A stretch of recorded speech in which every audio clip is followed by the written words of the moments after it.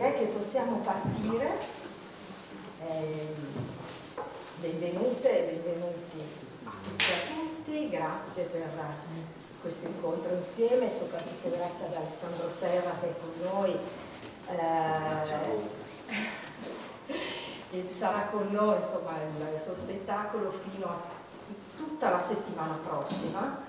È uno spettacolo in cui ci sono molti incantesimi, sortilegi e anche tutti i personaggi sono attraversati, appunto Alessandro li chiama stati alterati di coscienza, un po' per l'alcol, un po' per l'amore, un po' per Prospero con tutte le sue magie, ma devo dire che questo effetto si riverbera e ricade anche su di noi, siamo anche noi affatturati, ma non è, come dire, un complimento semplicemente al nostro ospite, ma è davvero una percezione molto forte, entrare in una dimensione dell'oltre, una dimensione onirica, e quindi io senz'altro tornerò a farmi incantare dalla Tempesta, che è uno spettacolo, alcuni spettacoli chiedono visioni ripetute per la loro complessità, che non significa per la loro che non si riescono a godere nel momento presente, ma perché è necessario riattivare, tornare, ripetere un'esperienza che davvero è ogni volta sempre più ricca. E La Tempesta, a mio avviso, è proprio uno di questi spettacoli, non sono molti. Alessandro Serra, due parole su di lui, poi lascio immediatamente a lui la parola. Siamo appunto tutti molto desiderosi di conoscere un po' di più di questo bellissimo progetto. Fondatore di Teatro Persona, abbiamo visto qui a Torino il suo Macbeth, celebre, splendido, è stato un incontro davvero rivelatore quello con questo spettacolo. Abbiamo visto anche Frame, che attraversava il mondo espressivo di Edward Hopper, che anche quello mi ha affascinato molto, forse appartiene a un tuo ambito di esplorazione del silenzio, che è un altro delle grandi aree di ricerca di Alessandro Serra. Il Giardino dei Ciliegi, che è un altro progetto che mi ha colpito per la sua originalità e il suo spessore, e come diceva Alessandro, spero, mi stava dicendo che insomma avremo occasione di vedere anche le sue produzioni di teatro ragazzi, che è un contesto stimolantissimo. Il pubblico di giovani e giovanissimi è un pubblico molto esigente, molto vitale, e quindi anche questo un ambito estremamente stimolante. Questa Tempesta è un rincontro, è un tornare su quell'isola, perché Alessandro ha già incontrato e attraversato questo testo nel 2015 con un progetto un po' diverso. Schematicamente possiamo dire che era un progetto di teatro sociale di comunità, perché lavorava con attori non professionisti. Volevo appunto partire proprio da questa Tempesta del 2015, se ci aiuti, se ci porti da quel tempo, di quella prima tempesta, approdiamo alla nuova Tempesta del 22, come è andato il tragitto, cosa è cambiato, cosa ti porti da quella esperienza e cosa hai lasciato. Il 2015 è stato un anno mirabile da tanti punti di vista. È stato l'anno in cui abbiamo creato l'Ombra della Sera, dedicata a Roberto Giacometti, ed è stato l'anno in cui ho incontrato due compagnie di attori disabili, e non avrei mai pensato che un giorno mi sarei imbattuto in questi artisti, in questi corpi poetici, perché ho un grande rispetto per la disabilità, per un fatto biografico che non vi sto qui a dire, insomma, e quindi ho sempre ritenuto poco, diciamo, disdicevole l'utilizzo, nel senso brutto del termine, della disabilità in scena. E quindi quando mi è stato proposto di lavorare con questi attori, io mi sono rifiutato, proprio per il rispetto enorme, per l'amore enorme che ho. Ripeto, è un fatto proprio che riguarda la mia vita privata. E poi di fatto la prima compagnia che ho incontrato in realtà non è stata quella di Rimini, ma è stata quella di siamo andati a fare spettacolo e abbiamo conosciuto questi attori e è nata questa simpatia umana, per cui alla fine mi sono lasciato convincere dal loro direttore artistico, il quale mi ha detto ma tu devi lavorare con loro come lavori con i tuoi attori. Allora ho detto ok, se è così allora lo facciamo. E quindi ho iniziato così quasi per gioco dei laboratori con loro quando potevo ed è nata un'opera a cui sono profondamente legato, che è HPG, che sarebbe altro che Alza di Greta, a proposito di fiabe. Ed è stata un'esperienza veramente formidabile perché ho imparato moltissimo da queste persone. Ho imparato la differenza che c'è tra usare e utilizzare, che sembra la stessa parola, ma insomma se uno ti dà un senso diverso, quindi forse sfruttare la parola più giusta, ecco. Così come uso i miei attori, uso le luci, uso le parole di Shakespeare, uso delle mie intuizioni, uso gli oggetti, così uso gli attori, non c'è nulla di male in questo. Non bisogna sfruttarli, che è una cosa diversa, insomma. Ma la cosa più grande che ho imparato da loro è che la disabilità... Scusi, posso interrompere? Di qua non si sente abbastanza. Alzo la voce. Grazie. Sì. No, dicevo, la cosa che ho imparato e che mi ha veramente cambiato, probabilmente, ha cambiato il modo di lavorare. Il mio modo di lavorare con gli attori è cambiato dopo aver lavorato con queste due compagnie di attori disabili. Perché mi sono reso conto che la vera grande disabilità è il più grande dono che possa avere un attore, cioè la disabilità dell'io, dell'ego. Questi attori erano totalmente sprovvisti di ego ed è come dire che si va in scena, ci si diverte e anche, come dire, anche laddove erano consapevoli di andare ad interpretare dei momenti o delle scene molto toccanti, ad esempio, non molto comiche, non c'era mai nessuna forma di autocompiacimento, men che meno a fine spettacolo, insomma. E questa è stata la più grande lezione che ho avuto da queste due compagnie. La seconda compagnia è Rimini, è una compagnia, in realtà non è una vera compagnia, era più un centro in cui si ha tuttora, insomma. E loro tra le tante cose, oltre ad organizzare una rassegna di teatro per ragazzi, eccetera, hanno questo laboratorio permanente 2 o 3 volte a settimana con queste persone dotate, cioè queste persone con una disabilità psichica più che altro. E quindi stavano lavorando sulla Tempesta e siccome quando insegno io uso sempre un testo di riferimento, non tengo mai dei laboratori così in cui si suggeriscono esercizi, ma c'è sempre una simulazione di atto creativo, anche nel training, nell'allenamento, è il modo che ho di lavorare. E quindi ho detto, se stai lavorando a qualcosa, bene, me la studio e cerco anche di aiutarvi nella messa in scena di questo spettacolo, no? Stavano lavorando sulla Tempesta, che non era certo nei miei piedi, la sono riletta e li ho in qualche modo aiutati a creare fondamentalmente le immagini e le scene e poi loro hanno composto la scrittura finale, la regia finale. E quindi invece in questa seconda Tempesta, diciamo, vorrei partire da una cosa che ho ascoltato in una tua intervista che mi aveva molto colpito. Dicevi, era a proposito del Giardino dei Ciliegi, in un testo ci sono alcune domande fondamentali, bisogna estrarle. E dicevi, nel giardino le 2 domande fondamentali sono: che cos'è il giardino, come facciamo il giardino, come lo rendiamo una presenza scenica, gli diamo spessore e concretezza scenica, e che cos'è e come facciamo la stanza dei bambini. Volevo chiederti se nella Tempesta, ecco, anche lì hai cercato le domande fondamentali, quali sono? Ma sì, sempre. Anche una domanda molto banale, cioè come faccio a fare quella cosa lì? Cioè, chi si occupa di teatro da un po' di anni e che va spesso a teatro, c'è anche questa aspettativa, chissà come farà la Tempesta, chissà come farà la foresta che avanza di Macbeth, eccetera, eccetera. Quindi questo è il livello meno interessante per me del mio lavoro, insomma, al quale non ho nessuna importanza. Cosa ben diversa è quando sprofondi in un testo e soprattutto cerchi di tradurlo parola per parola, tradurre è una parola un po' impropria, diciamo riscriverlo in italiano, una parola corretta, e quindi conoscere bene il significato delle parole. E per cui ad esempio ti rendi conto che nel Giardino dei Ciliegi già il titolo è sbagliato.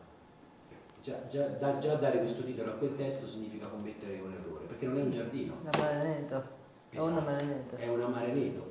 E quindi anche a livello Amareneto, c'è una distesa enorme di alberi di amarene, che intanto non sono ciliegie, le amarene, insomma. e questo ti dà intanto, come dire, c'è un valore economico, no? Perché venivano vendute, venivano messe sotto spirito, con le conserve, eccetera, no? Facevano seccare, quindi è un'attività commerciale. E poi il valore è anche estetico, perché quando poi vanno in fiore è una distesa meravigliosa come in Giappone, insomma, che poi diventa anche un fatto contemplativo, insomma, quasi una pratica mistica può diventare passeggiare in una distesa di alberi in fiore, insomma, no? E questo ti dà la misura dell'aspetto economico e dell'aspetto anche estetico del testo, per cui adesso forse dovremmo parlare del testo invece del giardino, forse poi che mi ha chiuso, però tutto il tempo, diciamo che almeno così è chiaro che il motivo per cui i due aristocratici non riescono a capire come il rozzo contadino arricchito non possa capire che il crimine nell'abbattere un monumento naturale, insomma, no?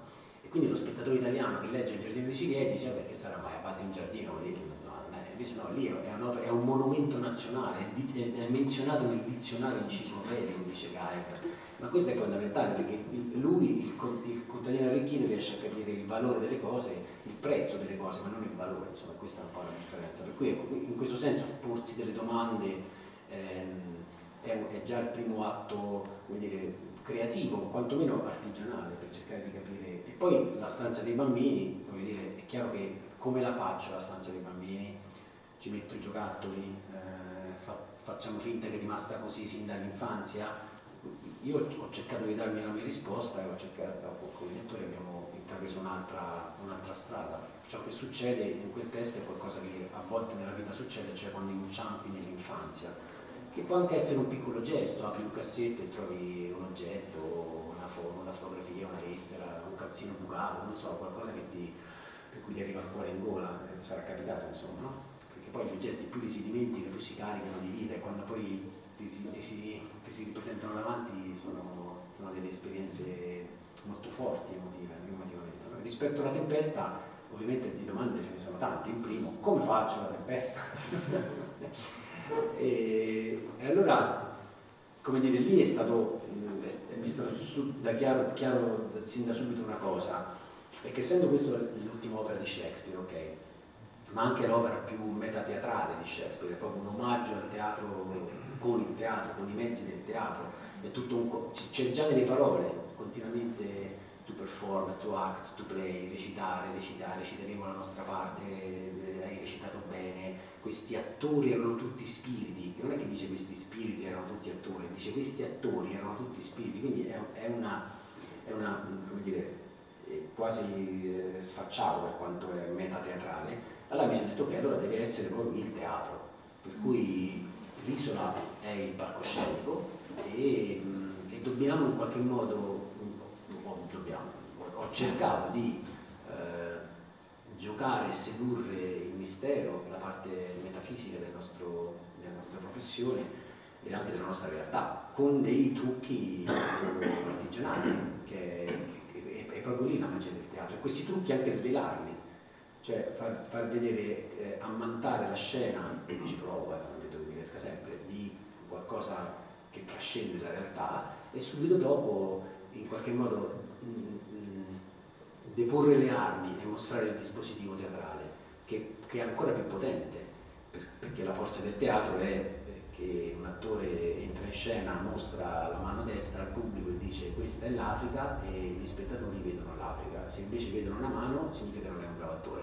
Ora, posto che questo è il linguaggio e la magia della mia professione, e tutto ciò dipende dagli attori, ovviamente non certo dal regista, però questo sì, è una grande arma in realtà, molto pericolosa perché si rischia di essere discepolari piuttosto frequentemente, ma anche molto potente.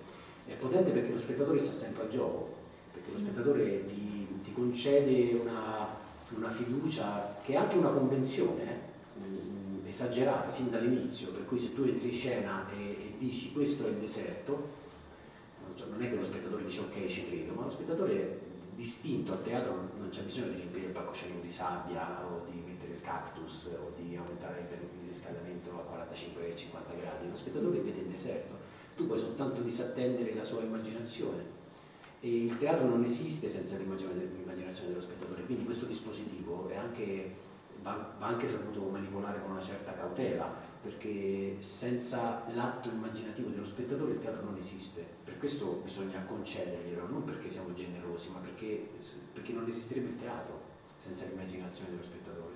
Shakespeare è pieno, dall'inizio alla fine, di continui richiami a questo, lo dice proprio nei prologhi, nei soliloqui, negli aparte, e quando si rivolge al pubblico: immaginate i campi di grano, colmate con la vostra immaginazione le nostre lacune, e quindi di puoi permettere davvero di evocare l'infinito con un oggetto, un costume e un attore. Questo è quello che fondamentalmente le domande sono state soprattutto sul dispositivo scenico, sulla forza artigianale del teatro, diciamo. Sì, infatti chiarissimo, e anche rimanendo ancora un momento sulla questione del testo, Alessandro traduce anche, questo per te è un passaggio importante di Troppo il maglione, scusate. Perché adesso sto per svelare un segreto, perché tremeranno i polsi No, traduco non conoscendo nessuna lingua fuori dall'italiano, quindi questo sia chiaro. Diciamo che riscrivo in italiano, il che comporta uno sforzo enorme, perché sì, un pochino l'inglese lo capisco, qualche fonema riesco a metterlo in successione, però non sono lingue che possiedo, neanche meno il francese, come anche meno il cirillico, il russo, perché anche il giardino ciliegi l'ho riscritto. Per cui il motivo per cui ci impiego un po' a fare uno spettacolo, soprattutto tratto da autori non italiani, è perché mi ci vuole tanto per riscrivere il testo. Ecco, quello che faccio è prendere tutte le traduzioni possibili e immaginabili, anche quelle molto vetuste, che hanno un vantaggio, e cioè il suono, perché l'italiano un tempo era un pochino più musicale di come è oggi, un po' meno brutale di come è oggi, insomma tra poco sarà una successione di emoticon la nostra lingua, ma finché ce la facciamo, insomma, finché riusciamo a non dire tutto, secondo me insomma dobbiamo resistere. Allora quello che cerco di fare è quindi comprendere frase per frase grazie alle traduzioni. Nel caso del cirillico avevo anche un traduttore meccanico, cioè che infilavo dentro una frasetta e lui me la in maniera casa, dopo, così proprio come lui, no? senza essere una costruzione. Però quindi potete immaginare la fatica enorme, perché ogni frase la leggo in 6, 7, 10 forme diverse e poi cerco di capire che cosa significa davvero questa frase. Nel caso di Shakespeare è fondamentale capire esattamente le parole, perché dentro le parole ci sono quelle che Carrier e Peter Brook chiamano radianti, ci sono proprio delle sorgenti energetiche che irradiano e che zampillano in tutto il testo, che quindi di conseguenza già ci dicono quali saranno le immagini del testo, quindi bisogna essere molto consapevoli di quali sono queste parole. Fai un esempio, Alessandro, è bellissimo questo aspetto appunto sulle parole radianti. Ma allora, nella Tempesta ce ne sono molte che hanno a che fare con lo stato appunto di stupore, amazed ad esempio, no? Continuamente, oppure già nell'epoca, no? Poi anche, scusate, ogni tanto bisogna passare la conversazione, altrimenti insomma ci prendiamo troppo sul serio, no? Anche la parola trinculo, scritta dal più grande autore di lingua inglese della storia dell'umanità, significa trincare, inculare. Quindi io leggo l'etimologia della parola e capisco che questo amo beve e in qualche modo ha delle fermentazioni, diciamo così, sue. E nella sua stupidità, anche nella descrizione dei personaggi ci sono già le chiavi se uno sta attento ci si sofferma un attimino, no? Anche Caliban, che viene definito slave, schiavo, e deformed, cioè deforme, ma se si va nel dizionario e si legge tutte le varie definizioni, deforme significa anche non conforme, è una delle ultime, per carità, perché significa deforme, ma significa anche non conforme, e se uno legge il testo dice ma sai che ci può anche essere questo, e cioè che non è conforme alla norma, quindi non è bianco, non è ariano, non ha gli occhi azzurri, non è principe, ma è algerino ad esempio, come è Caliban, eccetera eccetera eccetera, insomma. Quindi le parole sono fondamentali di Shakespeare, non so, in Re Lear il concetto di cecità, ad esempio, no? Viene continuamente ripetuto, anche è come se per poter vedere davvero la verità ci fosse bisogno di cavarsi gli occhi, no? Come quando un tempo c'era questa pratica allucinante per cui si cavavano gli occhi agli uccellini per farli cantare meglio, li si metteva in gabbia, poi si cavava gli occhi, così poverino, non potendo vedere, non potendo volare, l'unica forma espressiva era il canto, e quindi diventavano più bravi nel canto, no? Ecco, in Re Lear questo c'è, e la parola e la vista, la perdita della vista, la cecità continuamente nelle parole viene ripresentato continuamente. Poi ci sono quelle frasi inspiegabili, per cui siamo fatti della stessa sostanza di cui sono fatti i sogni, la nostra vita, se tu la analizzi dici ma che significa? Non è che significa tanto, sono come una sorta di koan zen, sono quelle domande che il maestro fa all'allievo non perché ci sia una risposta, ma per fargli esplodere i neuroni e quindi trasportarlo in una dimensione metafisica, non duale, diciamo così, no? E quindi pensando a Re Lear mi viene da dire saremo come le spie di Dio. Spie di Dio, poi soprattutto perché sarete le spie di Dio, cioè Dio ha mandato Lear e la figlia per essere, cioè non si capisce che cosa significano. Allora, queste frasi apparentemente senza significato, che sono di un lirismo altissimo, che sono davvero dei mantra, possono essere dei mantra, non bisogna trascurarle, io di solito non li trascuro mai, perché da lì irradia un'energia vitale e spirituale di cui si deve nutrire l'attore e di conseguenza lo spettatore. E per questo ci vuole davvero molto molto tempo. Quello che cerco di fare con la lingua italiana è di rendere il più parlabile possibile, il più dicibile possibile il testo, dopo averlo capito bene, quindi mentre lo traduco lo imparo a conoscerlo grazie alle parole e quindi lo riscrivo, essendo io pure un po' dislessico, lo recito come un pazzo da solo e quindi se riesco a dirlo senza troppi problemi significa che un bravo attore lo potrà cantare, laddove io balbetto lo potrà cantare, insomma. Quindi il lavoro sul testo dura un bel po'. Abbiamo già cominciato a conoscere ci stiamo affacciando su alcune delle pratiche di Alessandro Serra. È sempre molto stimolante capire proprio quali sono i passaggi. Tu parli molto spesso anche proprio di cose concrete, di materie, oggetti, spazi, lavori con la materia e il testo è parte di questo processo. Le tue pratiche, diciamo, tendono a partire sempre nello stesso modo, parti sempre, cioè con questo lavoro a 360 gradi sul testo o dipende da progetto a progetto, o meglio per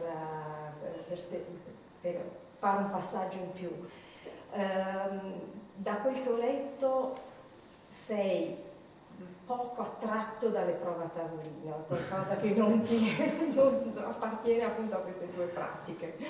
Allora, per tornare alla domanda di prima e precisarla meglio, questo lavoro di scavo complesso, di estrazione anche di elementi, anche questa è un'altra parola che ho visto che hai usato varie volte, come poi viene condivisa e compartecipata con gli attori, no? Noi siamo abituati un po' a una certa procedura, appunto, tra cui le prove a tavolino come momento di cominciamento, di principio del lavoro, e invece come va?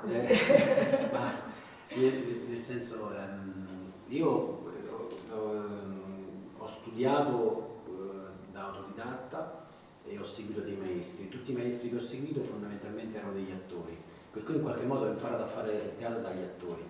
Questo ci tengo a dirlo perché veramente non ho mai pensato, salvo Leo De Bernardinis, che comunque è un attore, di seguire un regista o di studiare benché meno regia in un'accademia.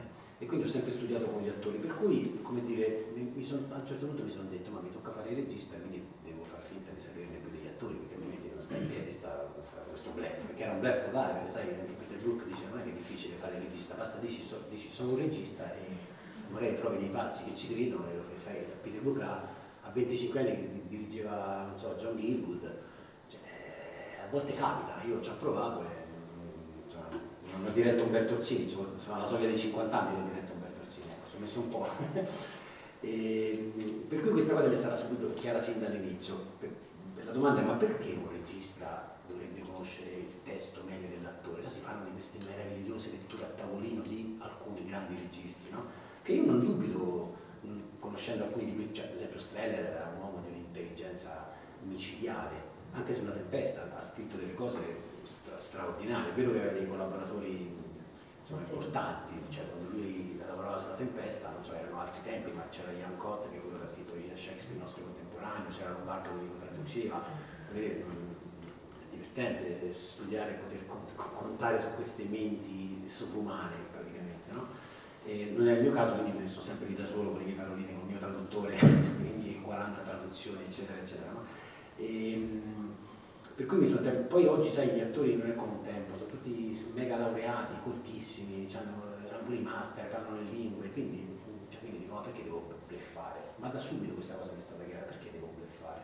Io mi occupo di scrittura di scena, c'è un atto creativo, io devo condividere con gli attori, certo è chiaro che dirigo io, questo è chiaro, le danze le dirigo io e anche quando improvvisano sempre in condizioni che creo io, non si improvvisa da nulla, no?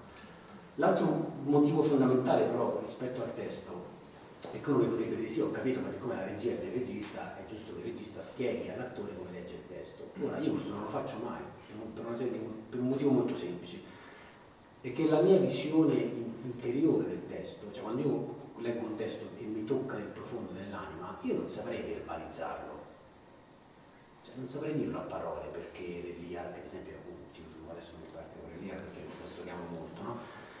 Io quando lo leggo mi vengono non lo posso spiegare, cioè quanto lo amo e quanto mi emoziona e quanto mi scuote l'anima e quindi non saprei neanche come dire questo degli attori e soprattutto concettualmente non sarei mai in grado di creare una scrittura tale che poi vado in scena e la faccio con gli attori. Per me il teatro è un processo alchemico, è un processo anche intimo, un processo che ha a che fare davvero con l'incontro, anche il rapporto tra l'attore e il personaggio. Il personaggio, sapete tutti che non esiste, altrimenti l'avremmo fatto solo una volta a Amleto, insomma, no? Esistono le figure, ne parla Benjamin in maniera un po' più complessa e un po' più anche credibile di come potrei fare io, però esistono le figure che si possono espiantare da un testo, come quella di Amleto, esistono i temperamenti, cioè gli esseri umani, l'incontro tra un temperamento e una figura escono quelli che noi chiamiamo personaggi, ma questo è un processo alchemico che si fa sulle assi in un palcoscenico, non si può fare sempre a tavolino, perché sono soltanto illazioni quelle che si fanno a tavolino, anche i sensi delle battute sono totalmente falsi, ma anche il più grande regista del mondo, leggendo un testo, non potrà mai dire il senso di quella battuta è questa, può dire io in termini dittatoriali decido che è questo, e allora si fa una piega, si fa quello che si dice, ricordiamocelo che comanda il regista, e quindi ci sta che il regista dica, si dice così la battuta, o addirittura se questo regista ha delle doti attoriali o è addirittura peggio ancora un attore, sapete i registi che si clonano, i registi attori che si clonano, no? Uno con la parrucca, uno più basso, è sempre lui che parla, no? Ci sta neanche quella categoria lì di registi, ecco questo non è il mio caso, proprio perché forse ho sempre studiato con degli attori e anche tutti i grandi autori sono degli attori, per cui ho imparato a pensare, ho anche studiato da attore, non ho mai studiato da regista, ho anche imparato quindi a pensare tutto da quel punto di vista lì. Per questo la lettura a tavola e in scena accadono veramente dei miracoli e anche i sensi delle battute, a dirlo di più, anche gli errori di un attore possono far germogliare un senso profondo e commovente che non è nel testo, perché i testi sono comunque degli esperimenti chimici, cioè non è che Shakespeare mette insieme una materia, anche quando componi una frase, non lo sai mai quello che può uscire fuori quando componi una frase, magari esplode il mondo e tu non te ne sei neanche accorto, semplicemente spostando una vocale, un verbo, un avverbio, un sostantivo, che ne so. E quindi la lettura a tavolino, diciamo, per come vedo io il teatro è un po' complicato. Un po' limitante. Sì, no, dicevo dell'errore, ad esempio parlavi del giardino, no?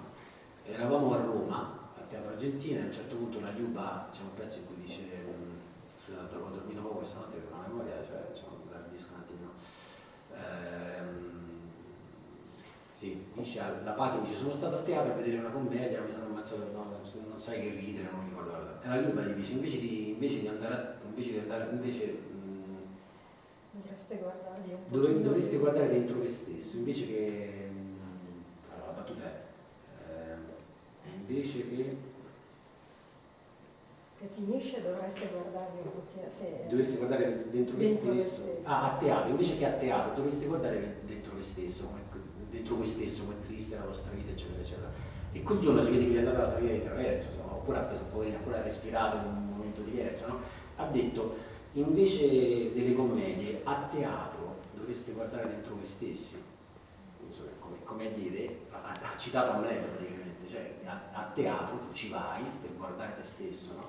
È una piccola, cioè, eppure spostando questa cosa, insomma, io in regia c'è stata una forte emozione, perché è quello, ma lo dice anche Chekhov, non lo dice solo Amleto, no? Tra l'altro nel Giardino dei Ciliegi ci sono molte citazioni di Amleto sotto forma di parodia, insomma, no? Oppure, non so, mi ricordo durante le audizioni abbiamo fatto 3 laboratori per scegliere gli attori e a tutti, uomini e donne, ho fatto preparare la scena in cui la Pachin e Maria per l'ultima volta provano a rimettersi insieme e poi fallisce tutto. E la domanda era, e a un certo punto dice, ho assunto Yepikotov qui con me 33 disgrazie, e lei gli fa, beh allora, come dire, stai a cavallo, punto esclamativo. Poi magari vi spiego perché la punteggiatura è importante, cioè vi spiego secondo me perché la punteggiatura è importante in Chekhov. E a un certo punto un'attrice dice, beh allora, cioè fa la domanda, che non c'è il testo. Però facendo così, in realtà, mettendo quella domanda, in realtà è come dico, me la fai una nostra dichiarazione, cioè, stiamo qua a menarcela per... E questa cosa è nata che alla fine l'attrice un po' mi ha odiato, che allora facciamo così, allora tu la dici in modo tale che sia punto esclamativo, sia punto di domanda. E come si fa? Non lo so, se tu l'attrice, io ti dico se funziona o no, tu provaci, e devo dire che c'è riuscita, insomma. Ecco, questo è stato un incidente. Cioè, non è che a torneo decido che metto punto di domanda laddove c'è il punto esclamativo, no? E questi piccoli tradimenti sono concessi se rientrano nella drammaturgia, ovviamente, perché comunque questa domanda c'era in quel dialogo, no? Ecco, in questo senso la potrei fare 1 miliardo di esempi. Questi sono gli esempi degli errori. Punto più interessante potrebbero essere gli esempi in cui è la scena o sono le improvvisazioni che ti fanno rileggere il testo. Ma a un certo punto, anche dopo 2 anni, 3 anni di tournée, dici, ma veramente, non sto scherzando, dopo 3 anni di tournée ti rendi conto che quella battuta non la dovevi dire così, perché il senso era un altro. Il senso che ti ha dato la scena, cioè quando il testo diventa carne, suono, quando diventa vivo, non quando è una roba inerte su un pezzo di carta, che poi quelli sono copioni, chissà dove è Shakespeare, insomma ce n'è ben poco di Shakespeare, quello che rimane.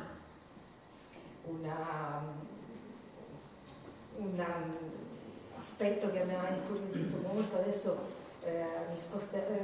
anzi torno alla Tempesta, ma proviamo a guardarla da un altro punto di vista. Nelle sue note Alessandro scrive una cosa che mi ha molto divertito in realtà. Intanto dice che Prospero è antipatico, mette insieme delle parole poco congruenti, dice che è antipatico ma è commovente, è cecoviano. E io dicevo, ma che strano, perché Prospero è anche una figura vicaria della regia, quindi la regia è cos'è? come la dobbiamo leggere questa? No, è così, è così. È assolutamente così, sì, è anche un autore, perché in alcuni momenti poi lui diventa autore e Ariel diventa regista, insomma, quindi è autore, regista.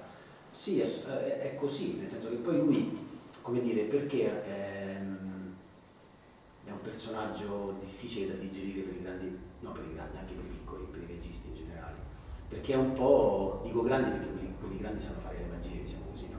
Le magie proprio da prestigiatore, proprio da ciarlatano, quelle che però ogni tanto c'è il mistero che fa capolino, quindi lo stesso regista dice, oh cavolo, è successo qualcosa, che non è umano.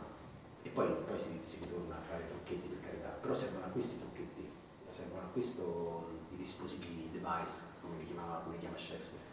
E quindi quello che succede a Prospero è che a un certo punto è bravissimo a fare le magie, è bravissimo a fare le luci, è bravissimo a fare le scene, è bravissimo a dirigere gli attori, gli spiriti, è bravissimo a creare forti tempeste di pioggia, di mare, ma anche emotive, perché fa innamorare le persone, ne fa ubriacare gli altri, e poi a un certo punto si accorge di essere totalmente privo di trascendenza, non solo, ma anche di essere totalmente privo della capacità di commuoversi, non sa che cos'è la compassione, non sa più amare, ma già da prima di andare sull'isola non sa amare, da quando si ritira nei suoi studi e abbandona sua figlia in fondo e anche il suo popolo in qualche modo, e quindi cede al fratello perché è troppo preso dai suoi studi, e lì succede, in questo diventa cecoviano perché è un po' meschino, alla fine però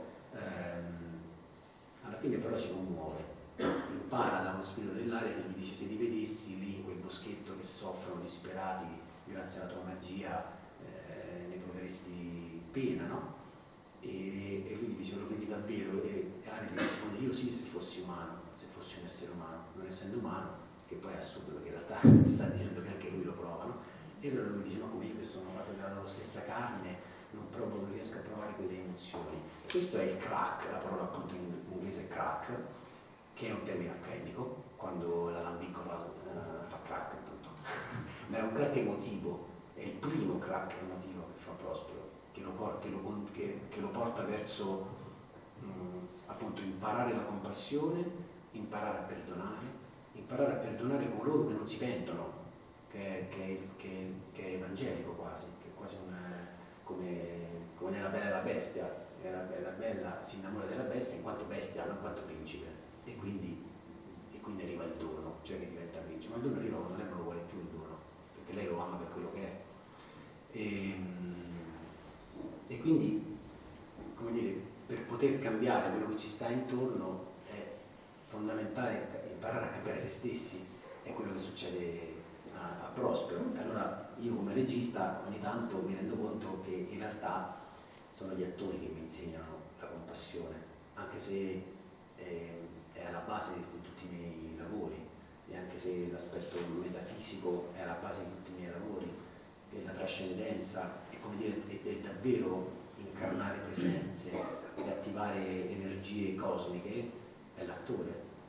Io li metto solo in condizione di poterlo fare, e penso di saperlo anche fare, però ne sono privo, o quantomeno il fatto di essere consapevole spero che sia il primo passo verso una sorta di iniziazione, perché questo testo tutti subiscono un processo di iniziazione. La tempesta stessa è un battesimo, è un bagno in quel senso, insomma, battesimale, e Prospero fa la sua iniziazione, impara la compassione, impara il perdono, e a un certo punto dice: ma sai che c'è? Forse a me questi trucchi non mi servono proprio, forse il teatro si può fare senza dispositivi, e quindi spezza il bastone e butta il suo libro di magia, il suo quaderno degli appunti nel mare. Non ho più un quaderno degli appunti, quindi da un po' di anni, quindi vuol dire che almeno il quaderno l'ho buttato, adesso è la bacchetta magica ancora, che poi non è una bacchetta magica perché è uno staff, appunto, è un bastone, è il bastone dello sciamano,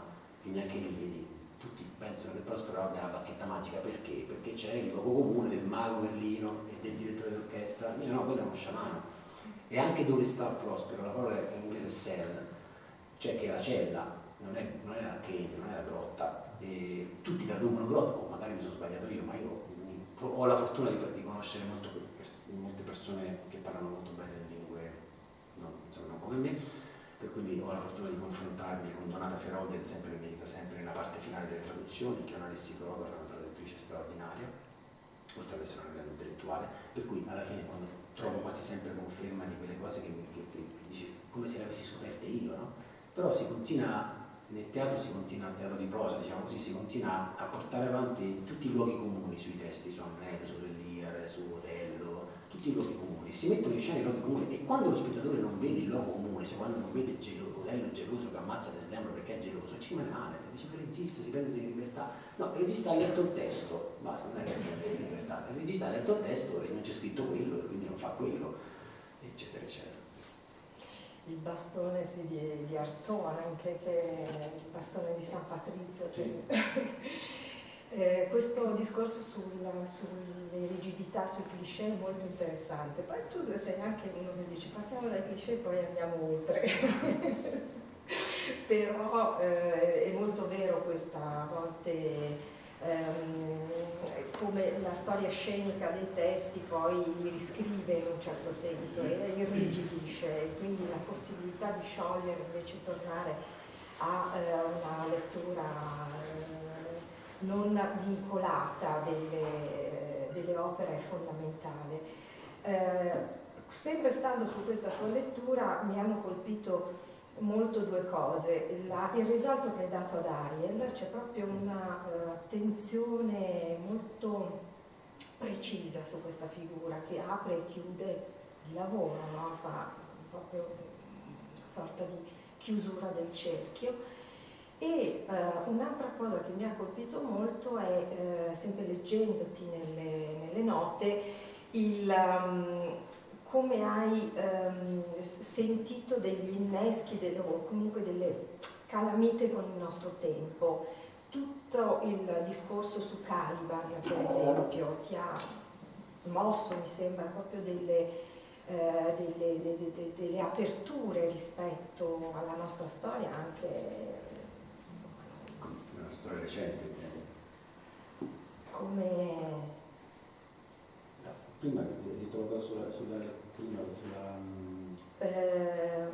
sì, diciamo, ci avviciniamo alle figure. Ariel e Caliban, i due spiriti, cioè uno è uno spirito, l'altro è il mostro deforme, eccetera. L'una è stata molto, mi pare tu gli abbia dato una centralità precisa, anche proprio facendole chiudere se me lo ricordo bene, sì. No, è vero. Quello sono questi piccoli, come dire, leggi La Tempesta, a un certo punto dovrebbe accadere una cosa, è dall'inizio dell'opera che stiamo tutti aspettando questa liberazione di Ariel, e tutti ricordiamo come l'ha fatta Steller, no? Con la Lazzarini, che è magnifica, enorme nella sua, questa sua voce altissima, intonatissima, pazzesca, no? Pesa che sparisce, eccetera. Quindi tutti si aspettano che a un certo punto questo Ariel venga liberato. Nel testo non succede niente. Scritto esce, insomma, non è un grande aiuto, insomma, per un regista esce, no? E quindi o ti fai venire l'ideona, oppure fai quello che fanno tutti, cioè la appendi a una corda, tiri, la fai oppure in effettone, oppure come fanno adesso, ci sono molti soldi, quindi fanno gli ologrammi con Ariel che se ne va, le proiezioni. Questi sono tutti dispositivi non teatrali. Perché nel momento in cui io uso una proiezione, lo spettatore, l'immaginazione dello spettatore si spegne. È come se faccio lo spettro di Amleto, proietto un faccione del padre di Amleto, lo spettatore sta al cinema, guarda, ciao, quello è il padre di Amleto, ok, andiamo avanti. Ma lui non partecipa, cioè non c'è un atto creativo da parte dello spettatore immaginativo, perché vedete cosa intendo, non partecipa, quindi dice ok, ci sto, va bene, andiamo avanti. Ma ha deciso che quello è l'aspetto figo, bello, una bella faccia, un grande, film bellissimo. Però non succede niente a livello proprio emotivo. Quindi, siccome poi questi sono copioni, quindi, ripeto, bisogna stare anche molto attenti. Per questo Shakespeare bisogna scavare nelle parole, perché è tutto lì Shakespeare, non c'è punteggiatura, non ci sono didascalie, quindi va tutto lì. Quello che ho fatto è uno spostamento, da demiurgo proprio. Cioè ho preso la penultima scena, l'ho messa come ultima scena, facendo i vari esperimenti nel processo creativo. E ovviamente, essendo un fatto alchemico, succede come quando metti le parole insieme, che esce fuori la poesia, o esce fuori un verso sublime, oppure la lista della spesa. In fondo le parole sono quelle, cioè voglio dire, tu puoi scrivere come, non so, come la Dickinson, oppure come, non so, tanto oppure scrivere mi manca il latte, il formaggio e detersivo per i piatti, usando le stesse parole. E quindi facendo questo spostamento e facendo improvvisare gli attori, perché questo è importante, cioè io ne faccio tante di diavolerie, ma a un certo punto faccio ok, vai, e lì può durare anche 4 ore e possono fare qualsiasi cosa. In che senso vai, scusa Alessandro? Ma vale nel senso che li lascio totalmente liberi di improvvisare. Cioè gli dai una scena... Ti faccio un esempio, tu l'hai visto il lavoro, no? Sì. La scena in cui i 2 comici fanno la parodia degli innamorati, no? Sì. Che appena si accende la luce tutti ridono perché vedono quell'immagine, no? Allora, siccome nella Tempesta c'è la parodia di Shakespeare,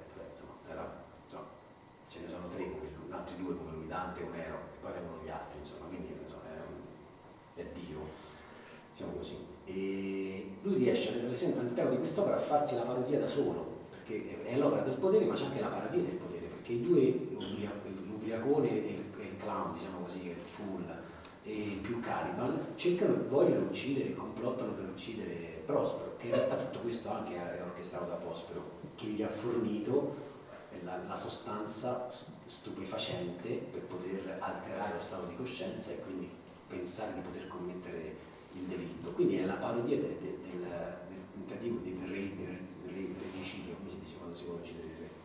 E allora ho pensato, dico ok, allora facciamo anche la parodia degli innamorati, perché se sono personaggi comici, questi hanno la funzione di spezzare il ritmo del racconto, no? Poetico, tragico, serve per questo. Macbeth è diventata partitura questa cosa qua, quando entrano le streghe che spezzano il ritmo di ciò che sarebbe insostenibile, no? Per cui la spingiamo fino in fondo, come quando i clown dopo il trapezzista arrivano e fanno la parodia della trapezzista sulla corda che cade e tutti ridono, no?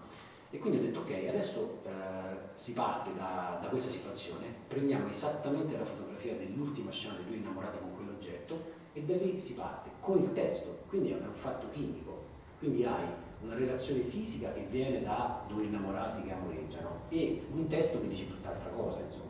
Questo però ci arrivi dopo che l'attore ha in qualche modo fatto un lavoro molto lungo sul personaggio. E tornando alla lettura a tavolino, non faccio la lettura a tavolino, ma tutti questi mesi trascorsi, ma esageriamo, 2 o 3 mesi, insomma, trascorsi a casa a studiare sul testo, io ho espianto dal testo le informazioni oggettive, cioè quelle insindacabili, quelli che nessuno, neanche se viene Ronconi e Strada insieme mi dicono no, non è così, nessuno può dire che non è così, perché c'è scritto nel testo. E quindi queste cose io le scrivo in questi file, ogni attore sono come delle liste. Sì, come la descrizione di questa figura in base a ciò che dice lui, in base a ciò che dicono gli altri di lui, stando attento, perché in Shakespeare molto spesso i personaggi come nella vita mentono, quindi dicono delle falsità, quindi è difficile costruire Otello, in questo senso dicono. E a meno che non fai soliloqui, quando fai il soliloquio dici la verità, ma non vi sto a annoiare. Comunque quindi io mando una mail, non faccio neanche la lettura, non edito neanche il foglio, mando una mail e dico guarda, questi sono tutti i miei appunti, ci vediamo domani per l'inizio delle prove e dal primo giorno di prove tutto quello che io so, perché l'ho studiato in 3 mesi, lo sanno anche loro, senza la fatica di aver studiato 3 mesi. Diciamo che il vantaggio è che io me lo ricordo un po' meglio, perché ci sto solo da 3 mesi, quindi ogni tanto ho dei ritorni, mi rendo conto a volte di commettere degli errori perché tolgo qualcosa ma quella cosa non la posso togliere e quindi la devo mettere in qualche altro modo. Per cui ecco, il personaggio di Trinco e Stefano, che sono personaggi difficili da mettere in scena, perché come dice Umberto Orsini non fanno ridere manco sulla carta, se voi lo leggete non fanno ridere, quindi figuriamoci fa metterli in scena. E quindi la fortuna qual è? La fortuna è che gli attori sono molto bravi, ma non basta neanche questo. Quello che abbiamo fatto è cercare l'umanità che sta dietro queste figure, per cui poi i percorsi degli attori, quelli intimi, personali, a me non mi riguardano, io con l'attore parlo di forma, quindi mi interessa il movimento, il suono, il ritmo, la forma, non sto lì a psicoanalizzare nessuno, neanche meno i miei attori. Però ad esempio al personaggio di Stefano gli ho detto, è chiaro che questo è un cantiniere ubriacone, allora la domanda è un cantiniere ubriacone, che cosa ha fatto nella vita? Quante risse ha fatto, con quante prostitute è stato, quanti viaggi ha fatto, quante volte ha rischiato di morire, eccetera, eccetera, eccetera. Non è una macchietta, non è uno che dice le battute e fa il simpatico, è un essere umano con una vita. E quindi questo io cerco, per quanto mi è possibile, di aiutare gli attori a costruire la figura, ma una figura che abbia un'umanità. E ovviamente questa umanità dipende dall'attore, dalla vita che ha avuto questo attore e da quanto gli si è iscritta nel corpo, nel timbro vocale. Ad esempio Stefano ha un timbro particolarissimo di voce, no? Un timbro molto commovente secondo me, Vincenzo, no? quella è la sua vita, perché sapete che da un certo punto in poi il nostro timbro e la nostra faccia è quello che abbiamo, è quello che ci meritiamo, è quello che abbiamo. E allora questa improvvisazione funziona se questi attori hanno fatto un percorso, e quindi per quanto può essere giusta l'indicazione del regista o la situazione con le luci già fatte, con lo spazio scenico già delimitato, con la partitura fisica di chi ti ha preceduti già disegnata, con l'oggetto perfetto, e tutto deve essere perfetto, perché l'improvvisazione si fa solo nell'estremo rigore. Cioè, questo penso che sia, ormai spero che questo sia abbastanza chiaro per tutti, non esiste l'improvvisazione senza un lavoro rigorosissimo. Cioè, voglio dire, vale soprattutto per la musica, anche non si improvvisa su nulla, si improvvisa su delle forme. Ecco. Approfitto per dirvi che il tempo, come si dice, è volato, nel senso sono le 6:20, quindi se volete fare qualche domanda a Alessandro fatela adesso, perché poi lo dobbiamo salutare, se no vado avanti io, perché davvero sta emergendo una miniera veramente straordinaria, tutto questo doppio passo tra appunto l'improvvisazione ma estremo rigore, no? Questo stare dentro una linea molto no, domande, se no ci spostiamo, cioè continuiamo a esplorare, vado avanti io, no, mi sembra che sono sotto incantesimo. Sono incantata. C'è una domanda. Io sono stato sabato a vedere le prove e mi è venuta in mente una domanda pensandoci poi nei giorni. Tu adesso dicevi, scusami se ti do tu. Ne hai facoltà. Tu dicevi ci sono delle cose che mi rendo conto delle prove che non posso togliere, quindi le devo rimettere. E c'è un momento in cui tu hai fatto un innesto di, credo, Wojciech con i due comici. Come ti è venuto in mente invece quel momento di... Intanto mi sono appena accorto di non aver risposto alla domanda su Ariel, su Kahneman, però vabbè, almeno su Ariel volevo dirlo. Facendo questo spostamento è uscito fuori, perché l'ho visto davanti ai miei occhi, la paura della libertà, che è quello che secondo me rende lo spettacolo nel finale, almeno a me, piuttosto commovente. Perché questo riguarda tutti gli esseri umani, perché la libertà è come è anche ciò, in generale ciò che si desidera troppo ad un certo punto, quando lo si ottiene poi uno dice è tutto qui. E la libertà è un po' anche, è venuto uno spettatore e mi ha detto, ma sai come quando i bambini si perdono nel supermercato, che non vogliono stare mai con la mano, ti vogliono sempre mollare sta mano, poi appena si perdono il panico totale, la morra, la disperazione come se fossero ed è la stessa, è identica cosa che appartiene a tutti noi, cioè vogliamo la libertà, ma a un certo punto quando poi la otteniamo fa paura la libertà, perché anche poter essere liberi di parlare oggi più che mai fa paura, fa venire dei vertigini. Shakespeare fa paura, perché se facciamo quello che dice Amleto, cioè davvero poniamo lo specchio di fronte allo spettatore, e lo spettatore, quell'immagine è un'immagine che fa veramente paura, quindi è difficile metterlo allo specchio, ma è difficile anche guardarci sia allo specchio. Rispetto, qual era la domanda? Wojciech. Allora, ad un certo punto nel testo, in 4 punti nel testo, cioè che la carica politica di questo testo devo dire che non me l'aspettavo, l'ho anche dichiarato, non è questo il motivo per cui ho deciso di farlo, però mentre lo leggevo andavo avanti e dicevo, oh signore, oh mio Dio, ormai l'ho detto che tocca fare, perché veramente cioè, è profetico, è un testo profetico, cioè tutto quello che è successo dopo è scritto in quel testo rispetto alle violenze che le culture egemoniche hanno inflitto alle culture subalterne e che continuano a infliggere. Adesso non voglio aprire questo argomento perché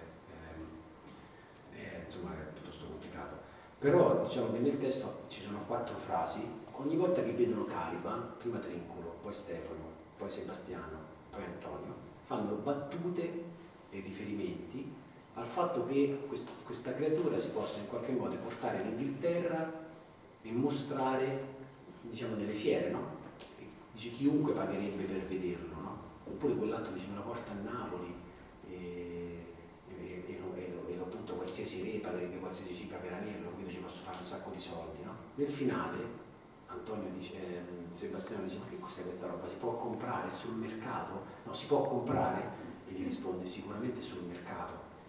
E quindi tutte queste battutine sul fatto che questa creatura può essere esposta come un fenomeno da baraccone, sembra l'Inghilterra di Sabettiana, Elephant Man di Lynch, avete mai visto? Infatti quella scena nel copione si chiama Caliban Man.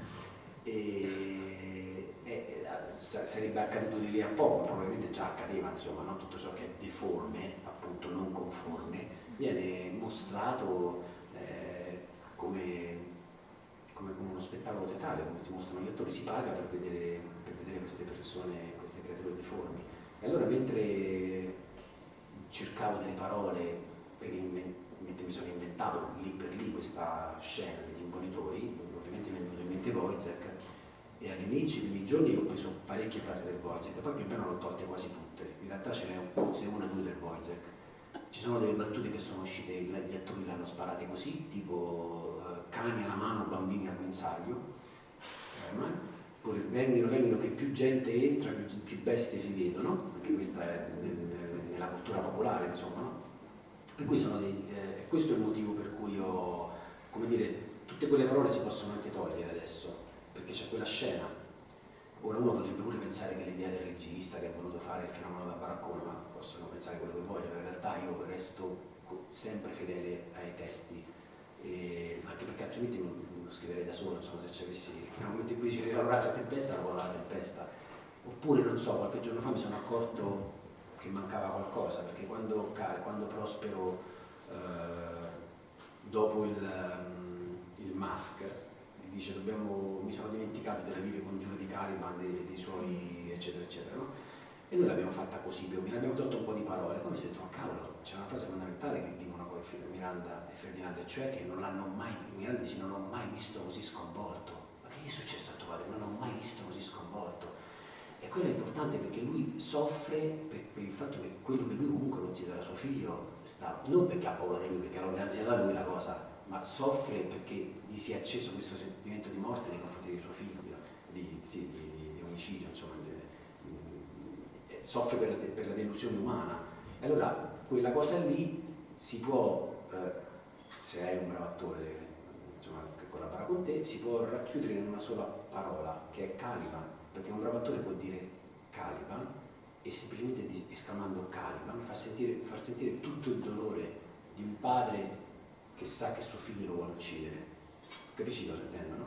Allora, questo è il modo che io pratico per togliere un po' di testo e lasciare spazio al rapporto carnale tra lo spettatore e l'attore, evitare che lo spettatore debba decodificare troppe parole, insomma, anche perché, senza offesa per il pubblico di oggi, ma viviamo in una società in cui il livello, non tanto culturale, anche culturale, ma la capacità di decodificare le parole si è molto abbassata. Per cui se noi pensassimo davvero di mettere in scena Shakespeare, qualunque opera sia, così come è scritta, cioè dopo 10 minuti lo amano tutti, insomma, perché non è più abituato lo spettatore a decodificare le parole, anche perché, viva Dio, hanno inventato la regia, insomma, c'è stato Cantor dopo Shakespeare, c'è stato Peter Brook, c'è stata Pina Bausch, quindi significa che si può comunicare, emozionare, raccontare con altri mezzi che non con la parola, che comunque, a parte la sua forza materica, sonora, è anche e soprattutto concettuale. Devo dire che c'è qualcun altro che desidera intervenire? Se no ti chiedo un'ultima cosa, poi ci salutiamo. La domanda dell'ultimo minuto. Mi è piaciuto molto quest'ultima cosa che ha detto Alessandro, molto interessante, perché si vedono anche i livelli in questo spettacolo e la condizione che lui favorisce affinché lo spettatore proceda di libera associazione. Io per esempio, quando ho visto Jared entrare col frac, cos'era, tipo un frac, pensato subito a Relazione per un'Accademia, cioè è stato Hai pensato, no? a Kafka, Relazione per un'Accademia, perché anche lì c'è come dire, strappare una creatura dalla sua, tutti conoscete il testo, dal suo habitat, e forzarlo con pratiche non proprio gentili a perdere quello che era la sua origine, la sua radice e diventare altro. E questo corpo di Jared dentro quel fracco mi ha ricordato immediatamente ma probabilmente è qualcosa che cioè non è che allora c'è dentro Kafka la relazione per l'Accademia, è le condizioni del suo lavoro che lasciano attivi, aperte delle possibilità di generare queste associazioni e anche appunto a procedere con quell'opera di decodifica di una parola complessa come quella shakespeariana attraverso altre immagini che possono essere generate appunto da quella esperienza. Insomma, quindi bisogna vederlo. Vi abbiamo convinto, penso, non ce n'era bisogno perché... Ma diciamo che la grandezza di questo essere umano che ha vissuto pochi anni, ha fatto teatro a Londra in 20 anni in cui quella città era allucinante, è il fatto che parlava, era costretto a parlare a tutti, quindi a prostitute, assassini, banditi, notai, avvocati, filosofi, poeti, gli altri drammaturghi che andavano lì, che lo odiavano, che dicevano che era un ciarlatano, un ladro. È vero, era un ladro, rubava pure le battute, andava a vedere gli altri, dicevano che la rubava, la passava dentro, cioè, così era. Infatti il genio ruba, il mediocre copia, lui rubava. E che parlava a tutti, quindi questa pratica in realtà, che io definisco scrittura di scena, occorrerebbe un po' ricordarsela. Quindi per esempio quando è uscito fuori Caliban Man ho pensato ad Elephant Man, ma ho pensato anche a Frankenstein Junior, quando si esibiscono nel finale poi voi sa di cosa parlo, no? Ecco, quindi perché comunque il pubblico si nutre di tutto, si nutre di Kant, di Kafka, che io adoro ovviamente, ma si nutre anche di Lino Banfi, perché perché non è, l'ho detto l'altro giorno, qualcuno si stava alzando, se ne stava andando, però a parte il fatto che ha fatto tutti i film orrendi, povero, e insomma non è certo Chaplin, però è comunque un attore dotato di un talento comico straordinario, con dei tempi comici formidabili, e quindi nella scena, prima della scena, di una delle scene forse più forti emotivamente dello spettacolo, che è la danza di Caliban, quando loro vanno all'angolo e fanno quella sorta di gran logo, una litigata lì, quello è un omaggio a Viene Avanti Cretino, che non è proprio una vetta della storia del cinema. Però io scusate, ma io quando lo rido mi fa ridere, che devo fare? E quindi io da Shakespeare cerco di apprendere anche questo, cioè di non aver paura, ma Shakespeare lo fa all'interno della stessa frase. C'è un critico inglese che diceva la forza di Shakespeare è nella congiunzione and, e quindi parte con delle frasi di un lirismo assurdo, che tu dici una vertigine, altro che neanche, non so, che ti senti male solo ti senti male, ti senti bene in realtà a sentire, e poi dice e dice delle cose di una volgarità sovrumana, insomma, pare abbia nella sua ultima biografia, ogni tanto provano a scrivere delle biografie, pare che in tutte le sue opere c'è stato uno che si è messo a contarle, abbia definito l'organo riproduttivo femminile, diciamo così, questo organo, quello lì, sapete c'era Benignica, perché ne aveva trovate 7-8, passa, lui 78 modi diversi di dire quella parola, quindi perché sapeva che la parte, quella più bassa, chiamiamola così, poi sarà più bassa, forse più alta, poi ogni tanto si cambia, perché una volta i nobili stanno giù, poi una volta i nobili stanno giù, poi una volta stanno nei posti più sfigati che sono la barcaccia, poi adesso i posti più sfigati sono quelli più, quindi tutta la vita è ciclica, insomma. Però evidentemente avevano bisogno anche di questo, insomma, di ridere in maniera proprio grossolana.